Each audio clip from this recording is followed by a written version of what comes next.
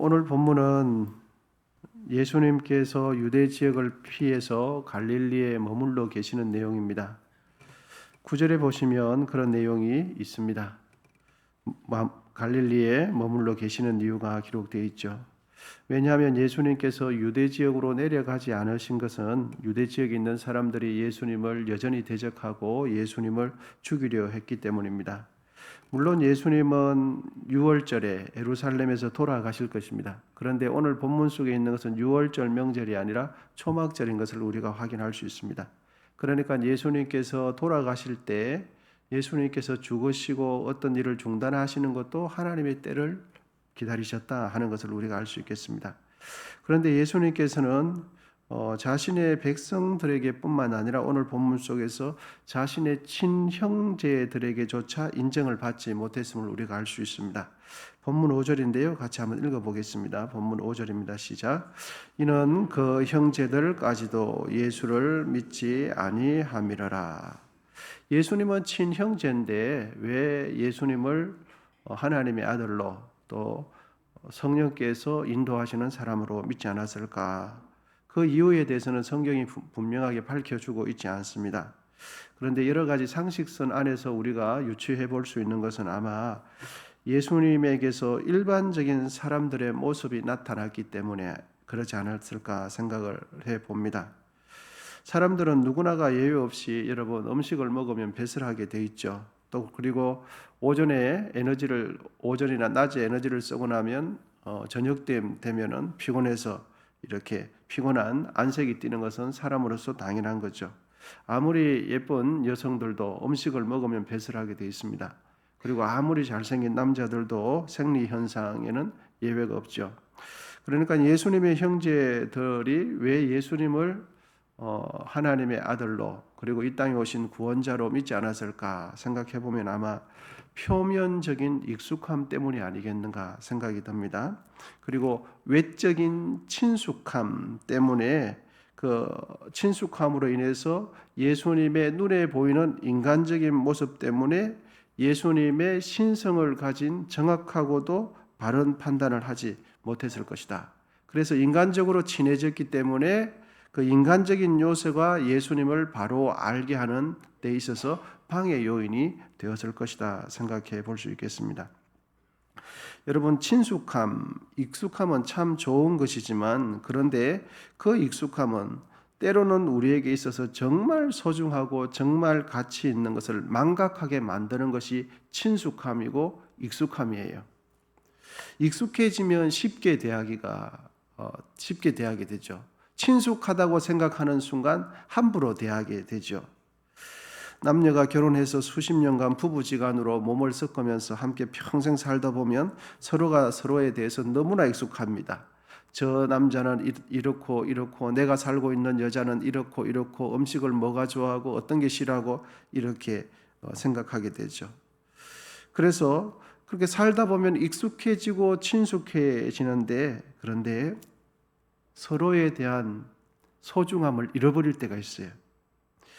아내는 언제 남편의 소중함을 깨닫게 됩니까? 남편이 이 세상을 떠나고 난 뒤에야 남편의 소중함을 그때서야 깨닫게 되죠. 남자도 예외가 아닙니다.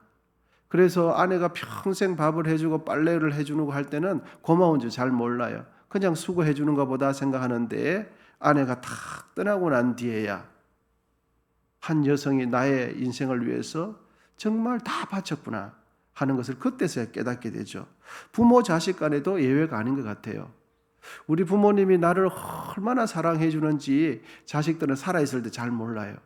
그런데 어느 여러 가지 이유로 인하여 부모님이 떠나고 난 뒤에 장례를 칠 때 그때서야 그동안 부모에 대해서 참 부모가 영원히 있어 줄 것처럼 생각했는데 부모가 떠나고 난 뒤에 그때 깨닫게 되는 경우가 참 많습니다.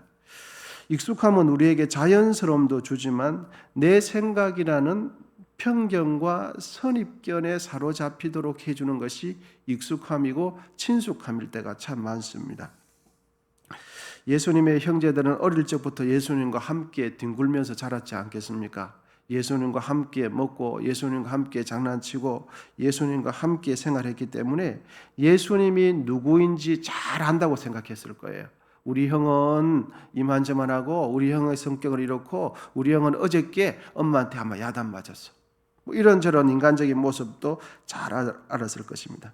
그런데 왜 예수님의 형제들이 예수님을 더 빨리 믿고 더 정확하게 알 것처럼 하는데 정반대였어요.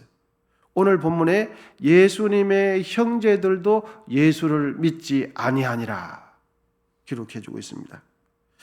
그래서 예수님께서는 이런 말씀을 하셨죠. 누가복음 4장 24절에 보면 또 이르시되 내가 진실로 너희에게 이르노니 선지자가 고향에서는 환영을 받는 자가 없느니라.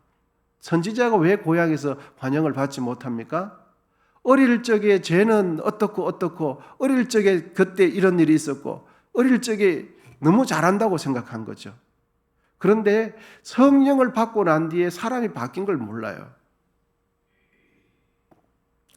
내 주위에 있는 여러분 구역 식구들 또 우리 교인분들 서로가 너무 잘한다고 생각하죠. 그런데 우리의 인생에 있어서 너무나 소중하고 귀한 분들이죠. 그런데 우리의 주위에 있는 이들이 존재하지 않으면 우리의 인생은 결코 아름다운 인생이 되지 못하죠. 누구만 없었으면 참 좋겠는데 누구만 좋겠는데 그분들이 계시지 않으면 우리의 인생은 아름답게 되지 못해요.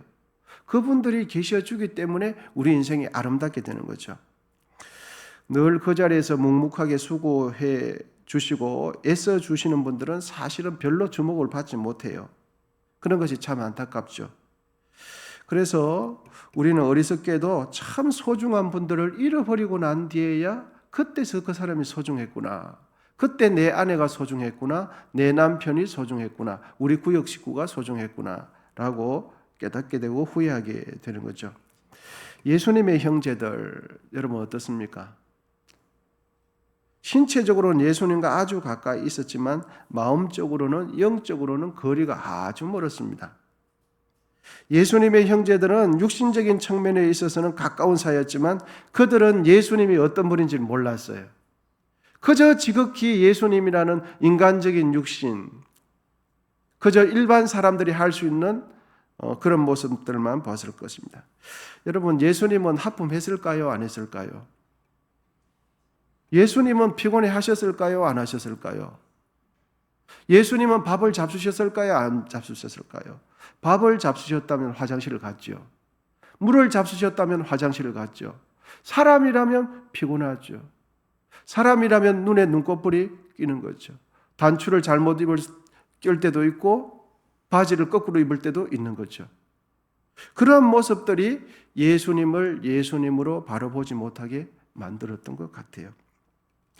여러분, 익숙함과 친숙함이라는 것은 한편으로는 좋은 점도 있지만 다른 한편으로는 그 익숙함과 친숙함이 우리에게 선입견과 편견을 주므로 우리의 영적인 시선을 가릴 때가 참 많습니다. 익숙함이라는 그 일반적인 그것이 그 사람을 정확하게 보게 하는데 걸림돌이 될 때가 참 많아요. 우리 교회 특성상 우리는 한국의 제2의 도시 부산에 있지만 이 지역이라는 특성상 우리는 수십 년 같이 살아가고 있지 않습니까?